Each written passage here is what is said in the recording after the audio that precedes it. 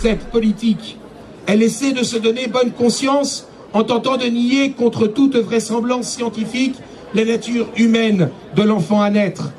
Il est vrai qu'elle serait alors conduite à devoir reconnaître qu'elle se rend complice d'un incommensurable crime en promouvant, en encourageant, en facilitant un crime contre l'humanité de chacun et de tous les êtres, de tous les enfants avortés.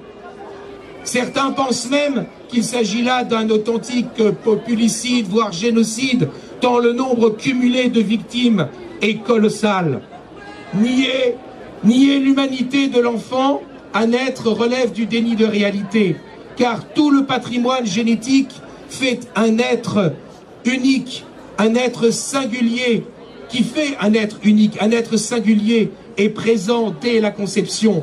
L'enfant à naître est bien un être humain, un être distinct aussi bien de son père que de sa mère, un être irréductible à quiconque, y compris à celle qui, pendant un temps, le porte en son sein. Ce que l'avortement met en jeu, c'est le corps personnel de l'enfant à naître, le même corps qu'il aura toute sa vie, son propre corps dont personne n'a le droit de disposer, que personne n'a le droit de s'approprier. L'enfant à naître est le résultat de la rencontre du féminin et du masculin. Leur conjonction est indispensable pour qu'il y ait conception. Aussi, prétendre exclure les hommes du débat sur l'avortement, comme le voudraient certains féministes, relève là encore du déni du réel. Il est vrai que des mâles égoïstes et corrompus abandonnent des femmes enceintes ou leur imposent, par le crime du viol, une grossesse.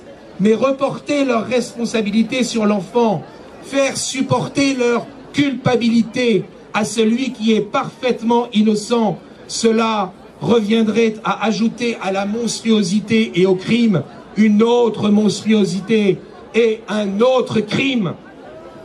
L'enfant à naître n'est pas un agresseur. L'avortement n'est pas un acte de légitime défense, mais bien l'expression de la loi du plus fort. L'avortement punit l'enfant à naître d'exister alors qu'il est totalement innocent. Quel acte a-t-il commis qui mériterait, comme rétribution, son élimination? Aucun, aucun. Il n'a rien fait, il n'a rien demandé, pas même d'être conçu. Il est en vie, c'est tout. Et parce qu'il est le plus innocent de tous les innocents, parce qu'il est le plus sans défense de tous les sans défense, il serait permis de le mettre à mort. Il y a là plus qu'une barbarie. C'est le plus barbare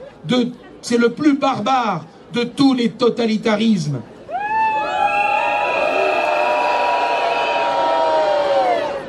Pour éviter de le voir, les turiféraires de l'avortement s'abandonnent au nihilisme, sous prétexte que l'enfant n'est pas assuré d'être heureux, sous prétexte que sa vie risque de ne pas être parfaite. Il se croit autorisé à faire l'apologie du non-être et à le préférer à l'être.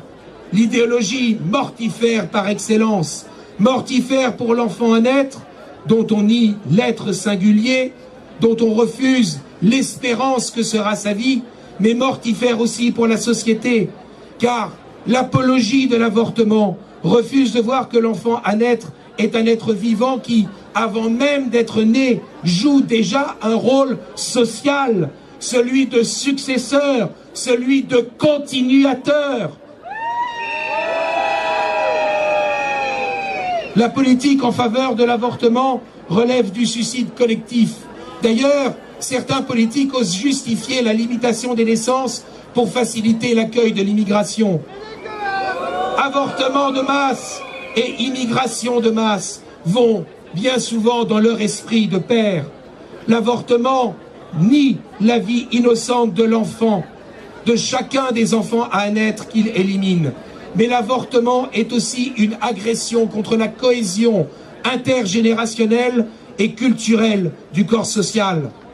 Par votre présence, par notre présence à la marche pour la vie, nous témoignons que nous n'entendrons jamais céder à la culture de mort. Nous témoignons de notre opposition à l'homicide de l'enfant à naître et au suicide démographique et culturel de notre société. La force de la vie est immense. Soyons assurés que la vie l'emportera.